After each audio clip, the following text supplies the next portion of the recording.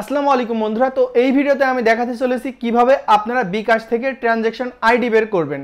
তো অনেক সময় বিকাশ থেকে কিন্তু সেন্ড মানি করার প্রয়োজন পড়ে বা পেমেন্ট করার প্রয়োজন পড়ে, অনেক সময় ক্যাশ আউটও করতে হয়। তো এগুলো করার পরে কিন্তু একটা ট্রানজ্যাকশন আইডি দেয়। তো এই আইডিটা আপনারা কিভাবে বের করবেন তো সেটি আমি এই ভিডিওতে দেখাবো। তো বন্ধুরা, প্রথমে বিকাশ অ্যাপের ভিতরে চলে যাচ্ছি। তো আমি আমার পিন নম্বর দিয়ে বিকাশ অ্যাপে প্রবেশ করছি। তো এবার একটা সেন্ড মানি করে আমি ট্রানজ্যাকশন আইডিটা বের করে আপনাদের দেখাবো। তো সেন্ড মানির উপর ক্লিক করলাম। তো যে নাম্বারে সেন্ড মানি করবো সেই নাম্বারটা এখানে বসাতে হবে।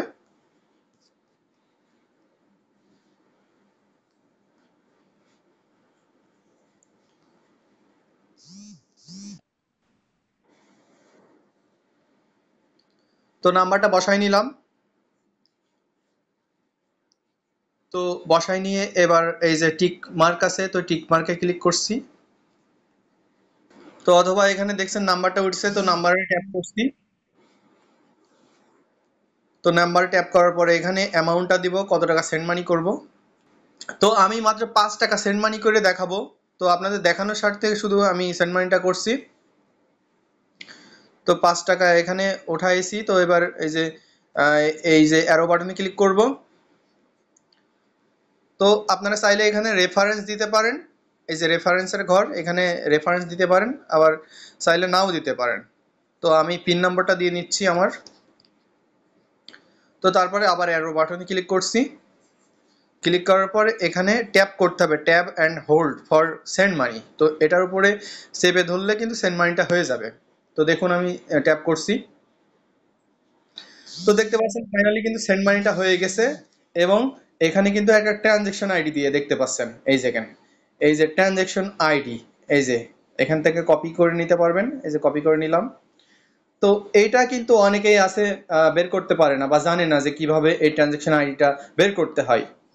তো অনেক সময় এই পেজটা আসার পরে আবার চলে যায়, তো সেক্ষেত্রে আর ট্রানজেকশন আইডিটা বের করতে পারে না। তো সেক্ষেত্রে কি করতে হবে, এই যে ট্যাপ করে ব্যাক টু হোমে যেতে হবে। আসার পরে যে বিকাশের লোগো দেখতে পাচ্ছেন, তো এই ডান পাশে উপরে টপে এই লোগোতে ক্লিক করতে হবে, তারপর স্টেটমেন্টে ক্লিক করতে হবে। তো ক্লিক করার পরে আমি যে নাম্বারে সেন্ড মানি করেছি সে নাম্বারটা নিচে আছে। তো তার নিচে দেখুন ট্রানজেকশন আছে, এই যে 5 টাকা বরাবর আমি ক্লিক করলাম। তো দেখুন এই দেখুন ট্রানজেকশন আইডিটা আমি দেখতে পাচ্ছি, এই যে ট্রানজেকশন আইডি।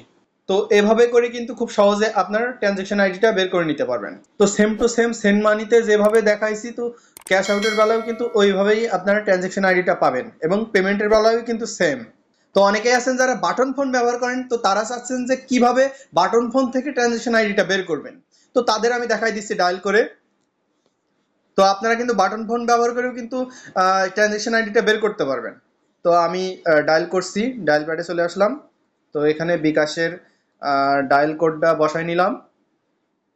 তো তারপরে আমার যে সিমে বিকাশ খোলা আছে, তো সেই সিম সিলেক্ট করে আমি কল দিলাম। তো দেওয়ার পরে এখান থেকে এই যে সেন্ড মানি করে দেখাচ্ছি আমি। তো একে সেন্ড মানি, তো এটার উপর ক্লিক করলাম এক সিলেক্ট করে। তো তারপরে এখানে যে নাম্বারে সেন্ড মানি করবো, তো সেই নাম্বারটা আমি বসাই নিচ্ছি। তো সেই নাম্বারটা বসাই নিলাম। তো তারপরে এই যে সেন্ডের উপর ক্লিক করছি। তো তারপরে এখান থেকে অ্যামাউন্টটা বসাই দিতে হবে। তো আমি অ্যামাউন্ট বসাই দিচ্ছি, 10 টাকা দিলাম। সেন্ড মানির উপর ক্লিক করছি।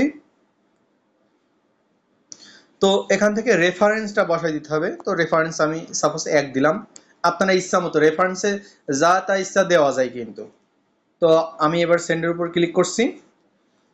তো ফাইনালি এবার পিন নম্বরটা দিতে হবে। তো এবার সেন্ডের উপর ক্লিক করছি। তো দেখতে পাচ্ছেন সেন্ড মানিটা হয়ে গেছে। এবং এখানে আমরা দেখতে পাচ্ছি যে এই যে ব্যালেন্স টাকা এত দেখাচ্ছে লাস্টে। তো তারপর ট্রানজেকশন আইডিটা দেখতে পাচ্ছেন, এই যে TRX আইডি। তো তার পাশে দেখতে পাচ্ছেন ট্রানজেকশন আইডিটা। তো যারা বাটন ফোন ব্যবহার করেন তারা কিন্তু এইভাবে ট্রানজেকশন আইডিটা বের করে নিতে পারবেন।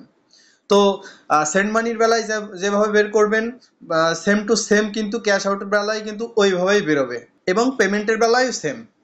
তো এভাবে করে কিন্তু আপনারা খুব সহজে ট্রানজেকশন আইডিটা বের করে নিতে পারবেন। তো বন্ধুরা, আমার আজকের ভিডিওটা এই পর্যন্তই ছিল।